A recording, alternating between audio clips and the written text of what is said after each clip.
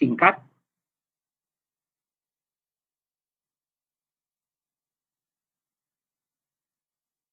Di keputusan Mas Menteri, makanya di sini judulnya saya sistematika menjadi penyiapan instrumen tes dan non-tes menuju abad 21.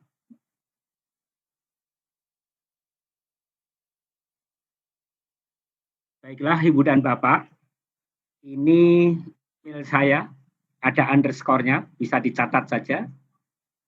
Kemudian mohon HP ini tolong jangan catat, masukkan dalam HP Anda semua. Jika sewaktu-waktu Ibu dan Bapak memerlukan pengertian atau ilmu yang lebih banyak, nah tinggal hubungi kami dengan nomor ini atau email ini. Sebelum saya mulai, ada sebuah pantun.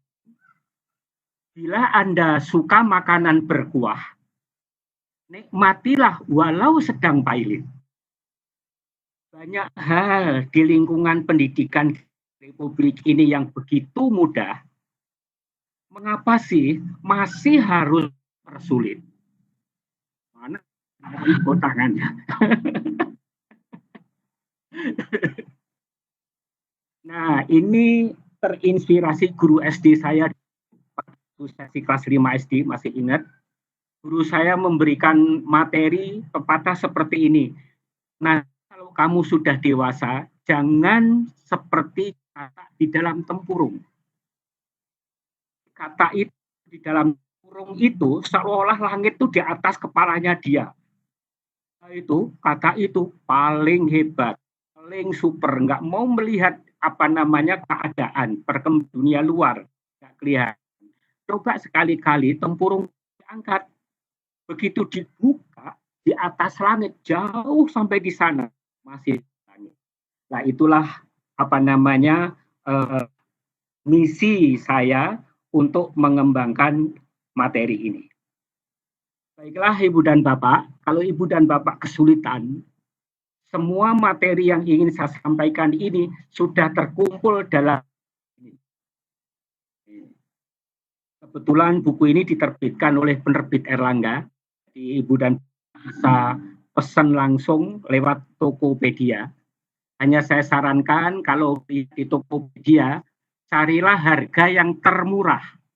Karena masih wilayah itu pada apa namanya jualan sendiri-sendiri. Itu ada yang murah, Ibu dan Bapak, langsunglah itu. Lah materi kita itu semua ada di sini. So, analisis ras, analisis semua ada di buku. Materi kita diberikan waktu 40 menit, mudah-mudahan apa namanya terpenuhi. Ini sudah saya bikin poin-poinnya. Yang pertama adalah pengantar alat ukur itu sendiri. Kemudian model mengerjakan alat ukur, baik itu yang kognitif maupun yang non-kognitif, sekarang abad 21 menggunakan komputer, tidak menggunakan paper and pencil test. Yang selama ini murid misalnya bentuknya pilihan ganda tinggal nyontreng saja, atau ngurak-ngurak yang menghitamkan satu saja, sekarang tidak seperti itu. Baik itu menggunakan soal mau pengisian kuesioner. Nanti akan saya sampaikan.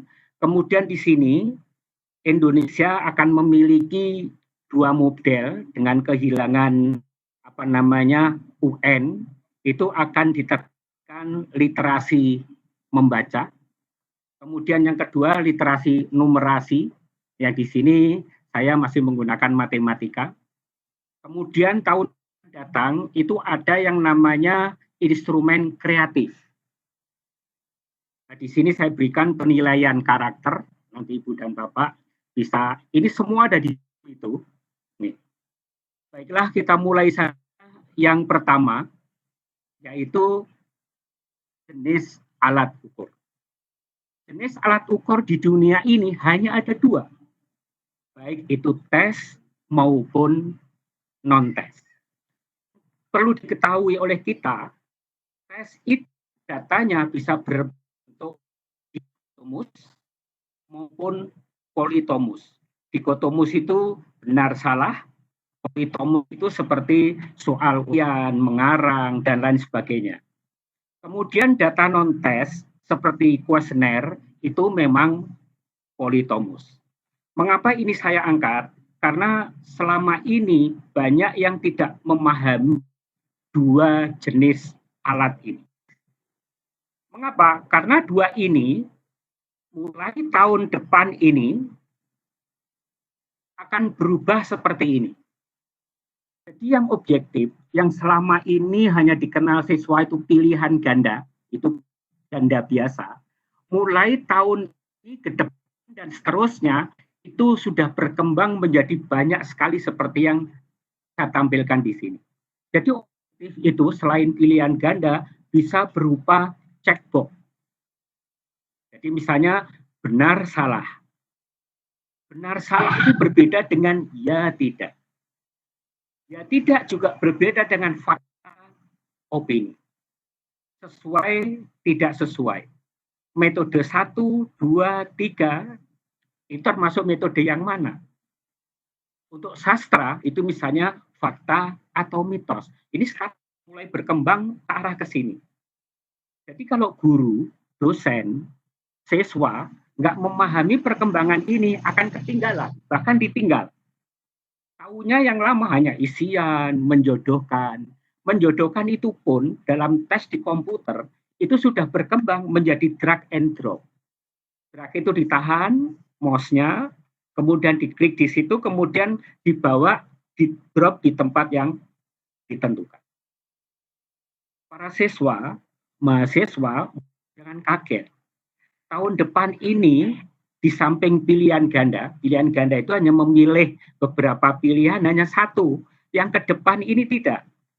Jadi pilihan ganda yang jawabannya lebih dari satu.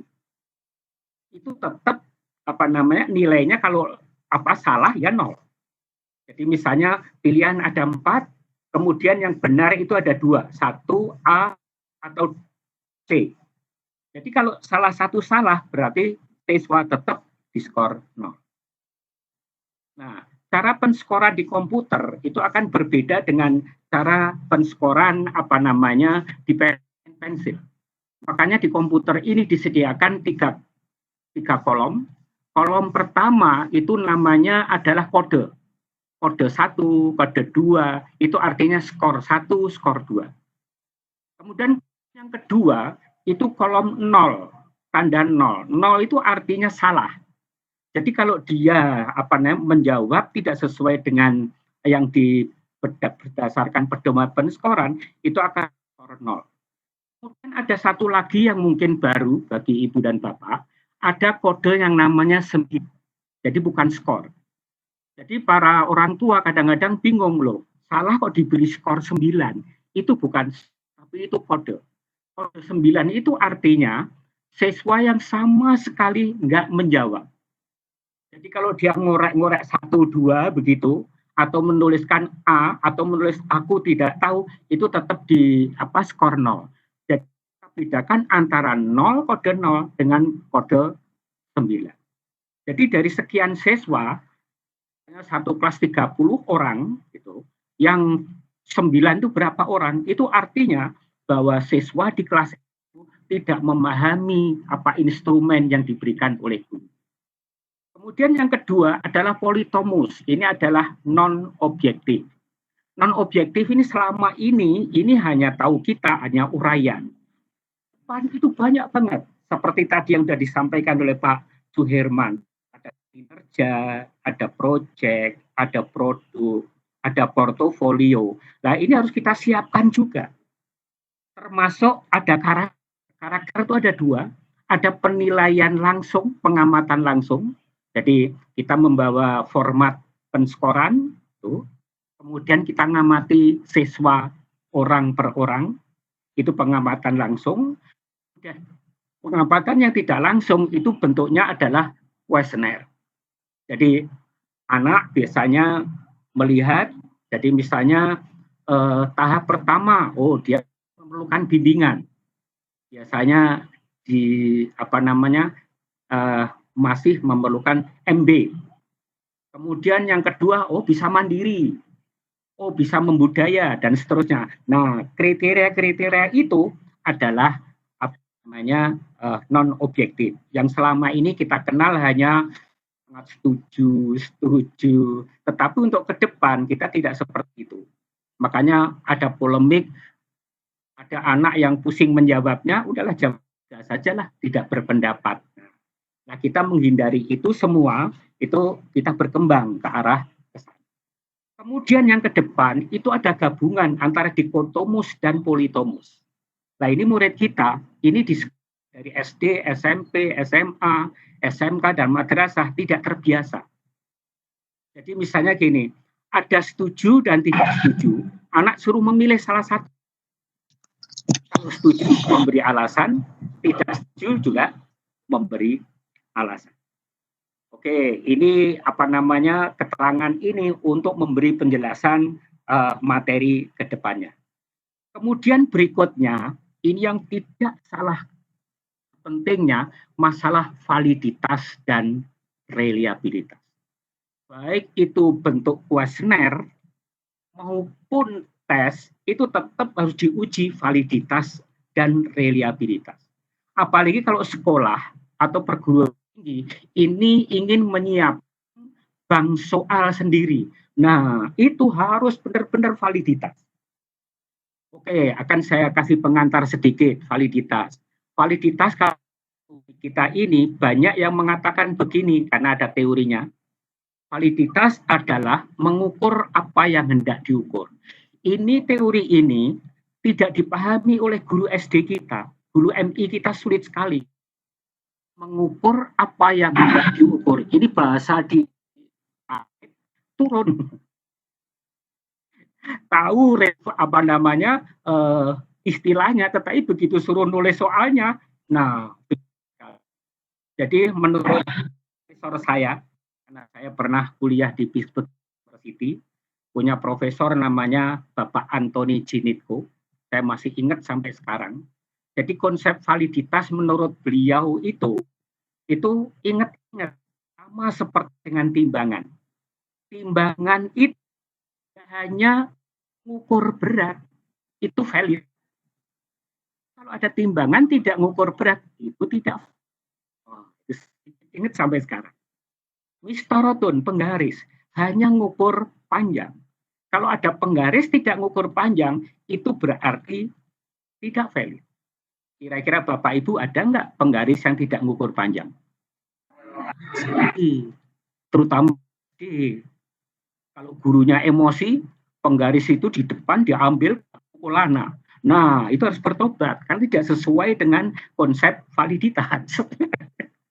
Termometer hanya mengukur suhu, tidak ada termometer ukur yang lain. Itulah valid. Maka istilah saya di sini, saya ringkas, jadi valid adalah mengukur satu dimensi, bukan dimensi yang lain. Oke. Ini yang banyak tidak dipahami. Jadi bila datanya itu dikotomus, uji valid itu pakai korelasi Poisson. Tapi kalau politomus, nah Ibu dan Bapak boleh pakai korelasi produk moment. Ini yang dikaitkan alasan siswa, alasan dosen, karena kami mau uji dikotomus itu tidak punya program itemen, tidak punya program Wixstep, tidak punya program klasika dan lain-lain. Jadi alasannya banyak. Makanya disampaikan setiap laptop itu pasti ada Excel. Jadi uji validitas khusus data dikotomus itu harus menggunakan program Excel. Ini paling murah. Validitas itu berkaitan dengan item, butir. Sehingga begitu diketahui ini status yang paling bawah ini, soal nomor 1 di drop, tidak valid. Soal nomor 2 valid, seterusnya. Jadi valid itu untuk mengukur butir soal. Jangan salah. Kemudian reliabilitas itu mengukur satu paket teks. Ini untuk tes klasikal. Makanya di sini harus pakainya Kudel recursion 20. Dari sini kelihatan. Jadi saya ulangi lagi, validitas itu nguji per butir soalnya, itu tes maupun non-tesnya. Kemudian reliabilitas itu untuk nguji satu paket tes. Pertanyaannya sekarang yang membingungkan mahasiswa atau para peneliti, bila tes itu valid, apakah bila butir itu valid, apakah tes itu reliable? Nah, ini pertanyaan bingungkan. Pasti karena valid itu per butir soal, tapi tidak bisa dibalik. Bila suatu tes itu reliable, apakah butir-butirnya itu valid? Tidak bisa. Ya. Karena kalau mahasiswa dikasih begitu, terus dosen yang uji itu keluar ruangan, itu pasti sampai sekarang itu masih ada NKK, nengok kanan, nengok kiri. Jadi validitas tercemari. Oke, saya akan membawa bukti yang ditulis oleh guru. Nih, Ibu dan Bapak. Ini tidak autentik. Ini sampai hari ini masih saja guru dosen menulis soal bentuk pilihan ganda seperti ini. Selatan dan utara. Kenapa guru di sekolah tuh nambah-nambahi di sini? C-nya barat, D-nya timur. Bagi yang SMK atau SMA atau MA, nah kurang satu, tenggara. Nih. Jadi Ibu dan Bapak, soal bentuk pilihan ganda, pertama kali yang tulis adalah kuncinya dulu. Kalau kuncinya itu satu kata, usahakan lain ada satu kata. Boleh AB itu satu kata, CDE atau CD dua kata boleh, tapi jangan sendirian. Jadi kenapa UN sekarang itu berkembang menjadi AKM seperti yang disampaikan oleh Pak Suherman tadi, karena tidak semua materi yang ada diujikan dalam KD di kurikulum K13 bisa diujikan dengan bentuk pilihan ganda. Perguruan tinggi, lah ini perlu diketahui. Tidak semua materi itu bisa diujikan dengan bentuk uraian. Maka harus dikembangkan. Maka soal-soal tes kita AKM yang akan datang itu satu paket tes itu bisa multi soal. Ada pilihan ganda biasa, ada kompleknya, ada isian. Jadi materi-materi seperti ini tidak cocok diujikan dengan pilihan ganda karena pilihannya yang benar hanya dua. Nah ini kalau bahasa agama inilah yang dikatakan nambah-nambahi sendiri. Tuhan tidak pernah menciptakan dunia ini dengan kutub barat, kutub timur. Sehingga guru di sekolah itu membohongi anak didiknya sendiri. Contoh yang lain.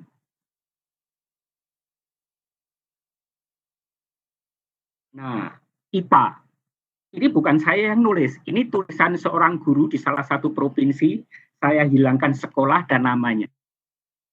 Yang namanya lensa itu ya dua, kapanpun. Kalau cembung sudah jadi kunci jawaban, pengecoh tinggal satu, cekung. Nah, C dan D mau diberikan yang mana? Setengah cembung, setengah cekung. Nah, ini adalah mengurangi validitas. Nih.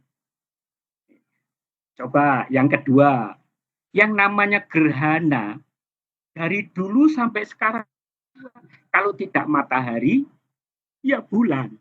Maksud ada planet gerhana, bintang gerhana. Nah, yang mencemari validitas. Nih, bahasa Indonesia.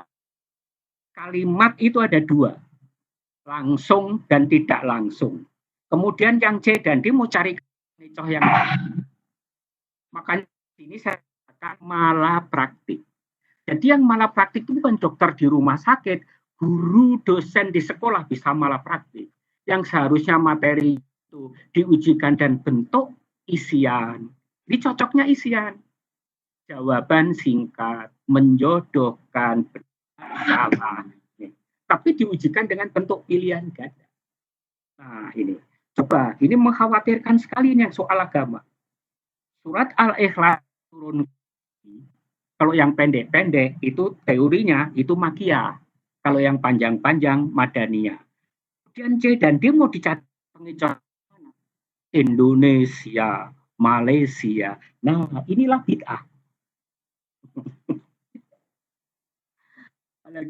Maaf, ini guru agama. Itu jangan sekali motong-motong ayat Al-Quran. Contoh, ihdinas sirot, titik. Alhamdulillah, amin. Kalau ada anak yang memilih yang A, alhamdulillah, yang dosa siapa? Nah, hal-hal seperti ini saya nggak nyalahkan guru karena tidak pernah ada pelatihan penulis soal yang fit seperti ini. Inilah penulisan instrumen kita ke depan. Benar bagaimana? Jangan dipotong.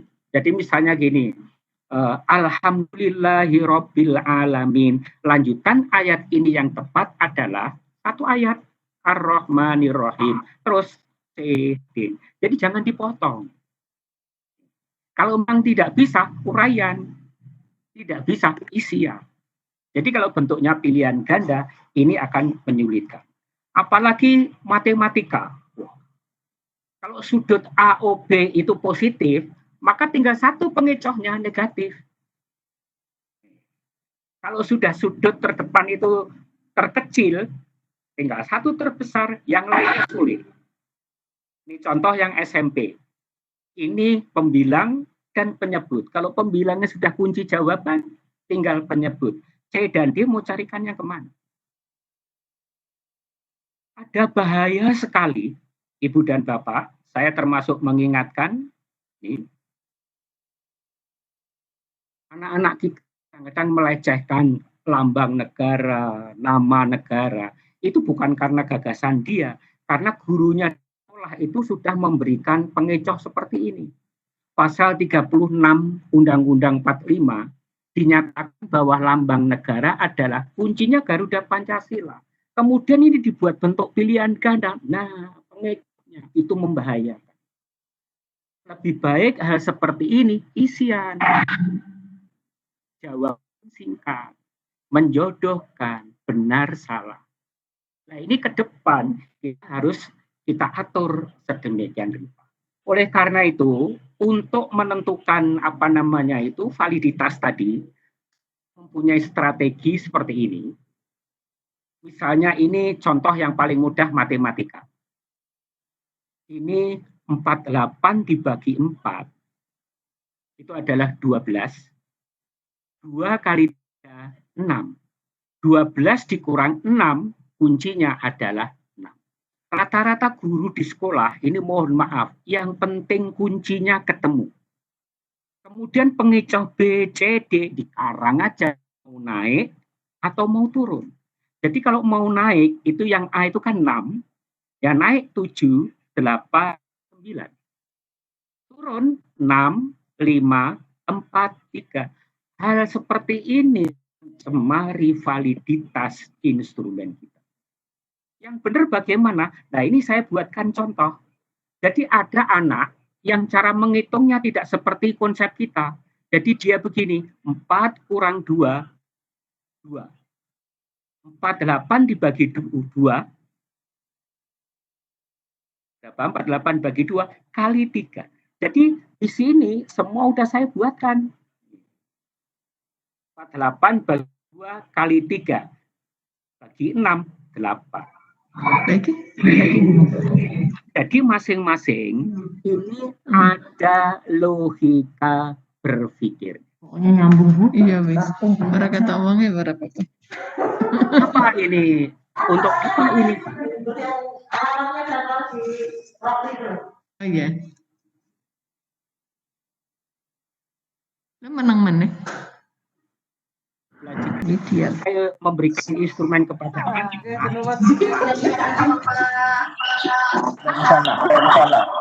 link akan berisi. Itu ada ada lingkaran-lingkaran seperti ini, diklik salah satu pilihan. Contohnya adalah seperti ini. Ini adalah contoh tes yang akan datang. Jadi ada pilihan seperti ini, dipilih salah satu, mana yang benar respon. Contoh yang satu, ini contohnya agak banyak, ada di folder yang lain, tetapi yang saya tampilkan ini hanya beberapa. Kita kalau yang seperti tadi udah familiar, tapi yang seperti ini untuk anak SD, SMP kadang-kadang tidak paham. Padahal ini klik itu setiap pernyataan ini. Nah, begitu dia melihat ini, yang diklik hanya satu. Ini hasil uji coba. Nah, ini perlu apa namanya? Ada penjelasan nih di sekolah. Karena penyusun instrumen sekarang nih, instrumen tes itu adalah seperti ini yang akan datang. Ini animasi, jadi ini gerak semua. Tetapi kalau paper and pencil ini tidak gerak. Ini gerak, membaca, anak disuruh menjawab. Klik pada satu pilihan jawaban untuk setiap pernyataan.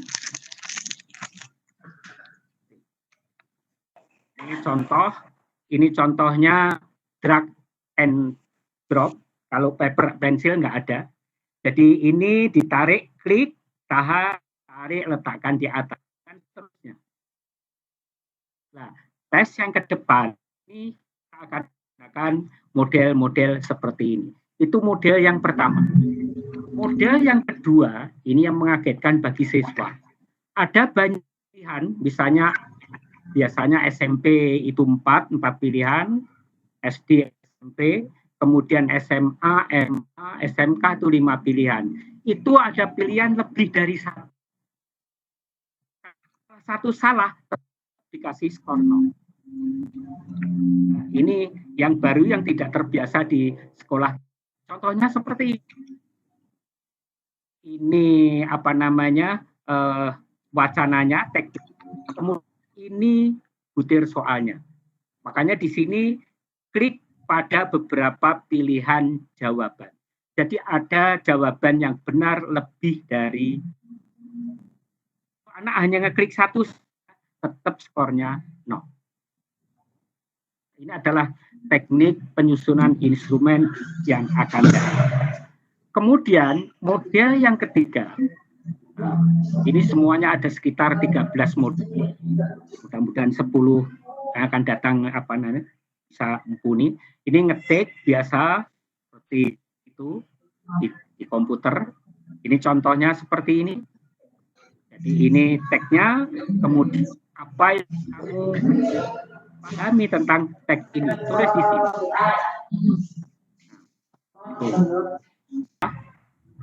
Nah, seperti ini. Jadi ini yang ada angka panah-panahnya ini, diklik begitu, ada pilihan angka, lah anak tinggal ngeklik sendiri. Ini kalau diberitahu kepada anak yang sekarang ini, nanti begitu ada seperti ini, nah anak kita itu bukan tidak bisa teorinya, tetapi karena kaitannya dengan komputer, nah ini bisa salah menjawab. Nah ini contohnya, pilih. Nah, ini tidak biasa.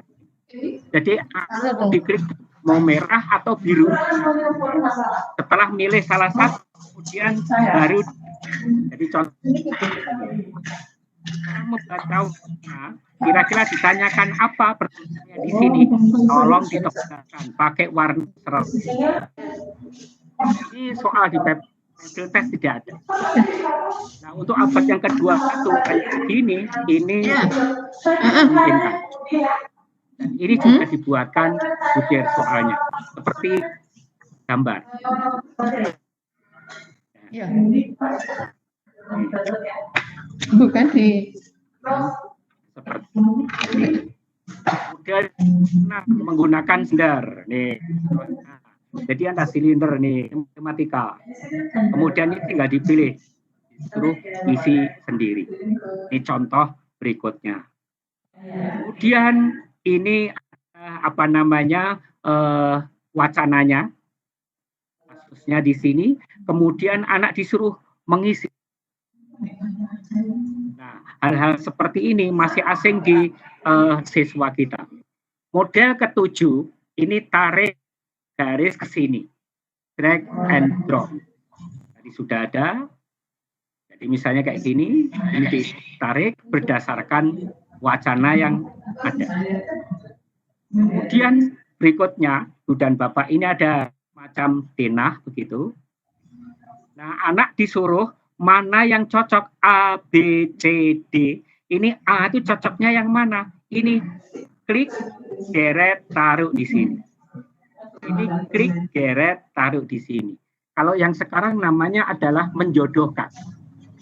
Nah, nanti di komputer akan modelnya bentuknya adalah seperti ini. Kemudian model 8 itu 1, 2, 3, klik pada katanya. Nah, setelah melihat gambar, kemudian dipilih, baru anak itu akan isi dengan pilihan. Jadi tidak nulis. Ini tanda centang, mana yang cocok? Ini tanda centang. Kemudian ini juga kotak sebagai garis bantu. Nah, ini garis bantu saja. Kemudian berikutnya adalah model yang ke-9. Ini terbiasa. Kalau kita menggunakan komputer, ada formulanya. Jadi tes kita nanti itu juga sudah disediakan kalkulator. Jadi menghitung itu, anak itu sudah menggunakan. Oke, model 10, model 11, model 12, dan seterusnya. Sebagai kesimpulan, ini kesimpulannya, ini penutup di sini. Saya menggunakan model RAS yang nanti mau disampaikan oleh Pak Wahyu.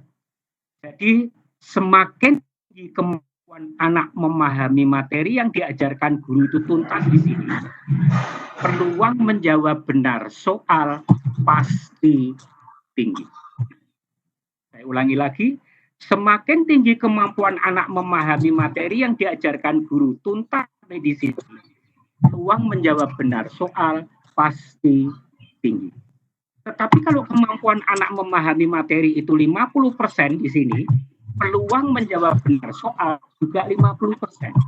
Artinya 50% dia memahami materinya, bisa menjawab benar soal itu, tetapi begitu mengerjakan berikutnya yang tingkat kemampuannya lebih tinggi, pasti dia salah. Ilalladzi, kecuali orang-orang yang nyontek.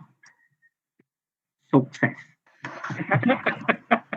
Jadi yang salah di sini bukan bentuk soalnya, tetapi sebenarnya. Karena itu saya menyarankan di pertemuan ini, kunci utama kita ngajak kepada murid itu adalah satu sebetulnya, memaksimalkan kemampuan anak sampai tuntas. Jadi memaksimalkan kemampuan anak sampai tuntas. Oke, referensi tambahan, Ibu dan Bapak sekarang bisa dibuka di masing-masing Google, Al-Isra 35. Ini saya akan bacakan. Ada beberapa pertanyaan yang nanti saya ringkas saja. Ada 2 atau 3 pertanyaan yang saya ringkas. Yang pertama, Pak Safari bertanya seperti ini dari Autendi. Seperti pada program Lektora, bisa untuk membuat bentuk soal yang tadi Pak Safari sampaikan. Jadi program Lektora ini, tadi kan Pak Safari menyampaikan tentang bahwa soal-soal nanti tidak selamanya menggunakan paper, tetapi juga menggunakan paperless. Kemudian pertanyaan kedua adalah, dengan variasi teknis tes dan non-tes yang beragam, dimungkinkan adanya ancaman validitas hasil penilaian, yakni skor, yang mereka peroleh dipengaruhi tidak saja oleh penguasaan konten, tetapi juga oleh familiarity terhadap bagaimana cara menjawab soal tersebut. Misalnya, test taking skill, atau ada faktor-faktor yang mempengaruhi secara eksternal, mempengaruhi adanya skor. Bagaimana cara mengatasinya? Ini pertanyaan kedua Pak Safari. Kemudian pertanyaan ketiga, Ini pertanyaan akademis. Apakah uji validitas dan reliabilitas bisa diberikan kepada siswa yang belum pernah belajar terkait dengan topik atau butir yang diujikan? Jadi ini pertanyaan begini. Kepada siswa yang belum pernah belajar terkait dengan topik atau butir yang diuji, bagaimana menguji validitas dan reliabilitas? Karena kecenderungan ketika sebagian besar siswa tidak bisa menjawab satu soal, butir soal bisa jadi tertolak. Padahal bisa jadi kualitas soal baik. Nah, silakan Pak Safari. Jadi ada butir yang bagus, tetapi karena siswa tidak memahami atau tidak pernah belajar atau belum belajar, belum disampaikan oleh gurunya, sehingga dalam konteks validitas, dari sisi hitungan validitas akan mengalami satu perbedaan. Nah, bagaimana nih solusinya? 3 dulu untuk pertanyaan Pak Safari. Untuk pertanyaan Pak Ayu. Pak. Oke, terima kasih Bapak Ibu yang telah menjadi. Apabila masih ada banyak pertanyaan, silahkan nanti WA ke saya, karena ini waktunya terbatas. Oke, program lektora saya memang tidak familiar di program lektora itu, tetapi prinsipnya bisa. Asal itu menggunakan komputer atau menggunakan internet, itu bisa. Jadi, itu ada 3 ahli ya. Yang pertama adalah ahli atau guru sendiri yang nulis soal. Kemudian undang ahli programmer. Kemudian yang ketiga adalah animator. Nah, setelah soal terjadi, barulah dikombinasi ke itu. Memang memerlukan waktu yang agak lama itu untuk animasi itu. Kemudian yang kedua itu apakah terancam validitasnya? Ya. Oleh karena itu, maka yang terancam itu harus kita kontrol. Makanya bedanya antara guru atau dosen belum pernah menganalisis butir soal, bila menulis soal itu akan berbeda hasilnya bila guru itu pernah menganalisis butirnya. Jadi saat nulis soal,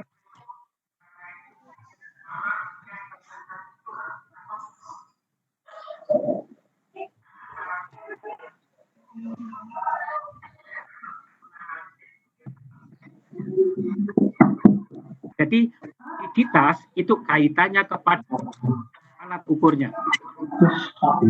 Makanya gini, timbangan adalah menulis soal itu sama saja menulis timbangan. Timbangan yang baik, membuat timbangan maksud saya, timbangan yang baik kalau ada anak yang berat 50, ya harusnya memberikan informasi yang 50, jangan malah di bawahnya atau malah di atas. Sebaliknya, kalau memang berat itu 75, ya harusnya ditimbang ini kalau timbangannya baik. Maka kunci utamanya di situ adalah valid timbangan. Mungkin itu Pak. Ya. Mungkin yang lain.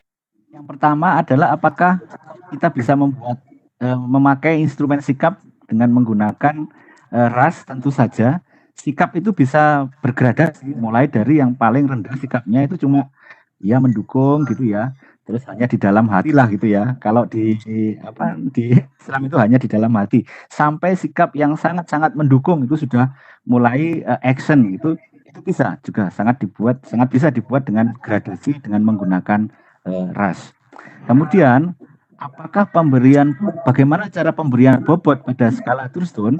Nah, kalau dengan menggunakan Thurston itu kita mengundang panelis teman-teman kita misalkan untuk melihat lebih intensif mana sih misalnya penyesuaian diri ya antara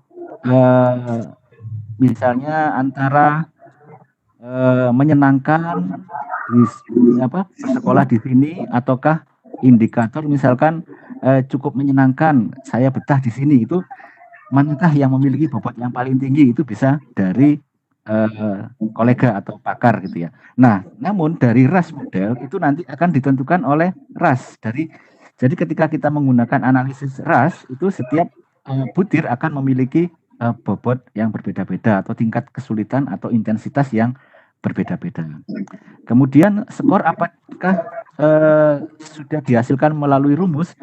Ya, Beda kalau skor yang kita lakukan dengan teori klasik ya, kita harus menjumlahkan. Namun jika menggunakan skor RAS, kita harus mendapatkan dari program RAS itu.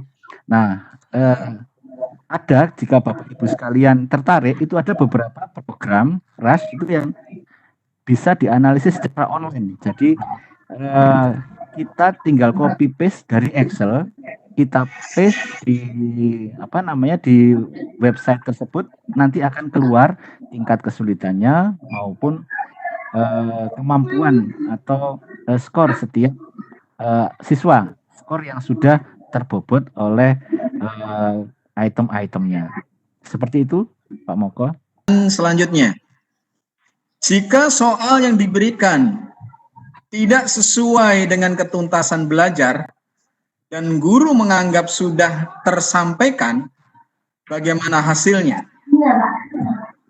Kemudian, saya ulangi ya, jika soalnya diberikan tidak sesuai dengan ketuntasan belajar dan guru menganggap sudah tersampaikan, bagaimana dengan hasilnya? Jika remedial, apakah guru juga mengulang materi? Selama ini kita memahami Pak Safari, yang namanya remedial itu dipahami hanya memberikan soal, kemudian ketika gagal diberikan soal lagi. Nah, apakah kondisi memberikan soal secara berulang ini lebih tepat? Kemudian di era pandemik, banyak pelajaran online dan tugas online. Nah, ini kondisi saat ini. Bagaimana mengukur standarnya agar betul-betul mengukur bagaimana tadi yang disampaikan oleh Pak Safari. Sedangkan semangat siswa itu sangat besar. Melakukan, ada kemungkinan yang lain adalah kecurangan. Karena mereka belajar dari rumah, kemudian mereka melakukan kecurangan atau boleh jadi orang tuanya atau pihak-pihak lain yang mengerjakan.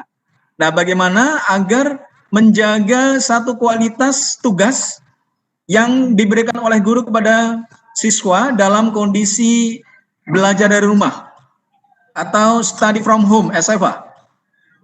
Ini bisa jadi tidak objektif. Bagaimana solusinya Pak Safari? Pertanyaan selanjutnya untuk Pak Safari. Untuk penilaian SMK. Paling bawah ya, paling terakhir. Iya, masuk dulu, lebaran. Aduh, dicek ini. Ya, terdengar. Ya, terima kasih. Yang terakhir, yang masalah darurat seperti ini, itu harusnya dimusyawarahkan. SMK 1, kebijakan sendiri. Itu begini, contoh saya, misalnya seperti ini, yang tadi saya contohkan tadi, ini kelihatan.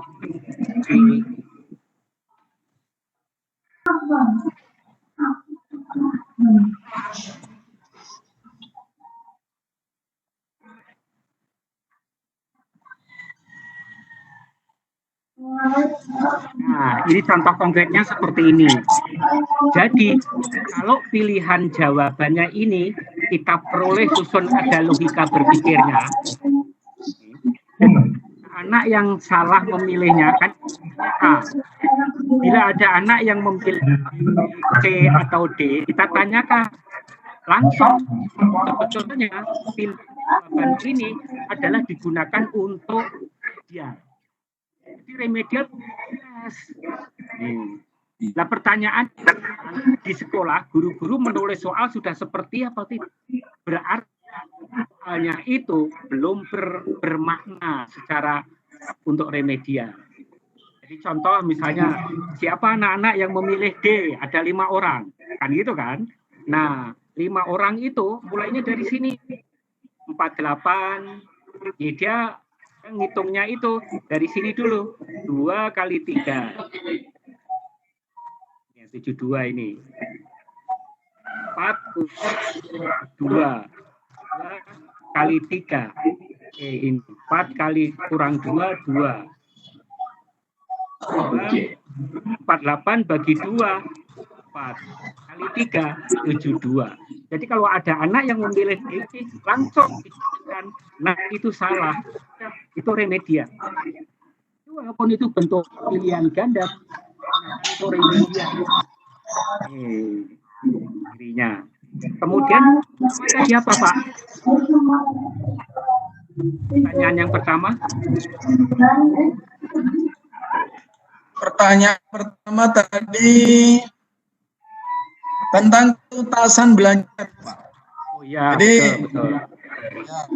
Ketuntasan belajar. Guru sudah menyampaikan, tetapi apa dengan ketuntasan? Soal yang diberikan tidak sesuai dengan ketuntasan belajar, padahal guru sudah merasa mengajar betul. Sebagaimana apa yang ada di dalam KD, materi dan lain-lain. Seperti itu, Pak. Nah, itu artinya itu adalah tuntas bukan tuntas tuntutan KD di kurikulum. Itu bedanya. Nah, ini kayaknya perlu ada semacam penjelasan gitu buat teman-teman guru ini. Jadi tuntas siswa berdasarkan KD. Jadi kalau materi KD itu disampaikan oleh guru, itu tuntas belajarnya. Jadi tuntas versi KD, versi guru. Karena kadang-kadang disampaikan itu bukan materi urgen tadi itu. Kalau memang itu urgen di KD, tuntas. Ada masalah, tetapi itu menurut versi guru itu tuntas. Nah, ini yang jadi kekhawatiran. Kalau UN ini diserahkan ke sekolah, harusnya kan seperti itu. Nah, kondisi sekolah tidak beda. Nah, inilah dikhawatirkan dalam pemahaman itu. Jangan itu, misalnya gini, di kampus dosen statistika itu ada 3. Masing-masing dosen aja ya berbeda. Apalagi dibandingkan dengan dengan yang lain. Makanya satu-satunya kelebihannya UN itu karena punya nilai standar. Jadi kalau nilai matematika kurang 78 gitu kan, itu sama dengan 78 di Aceh, 78 di Kalimantan. Itu maksudnya itu. Apabila di Republik ini semua sekolah udah standar seperti itu, udah serahkan aja ke sekolah. Terima kasih. Baik.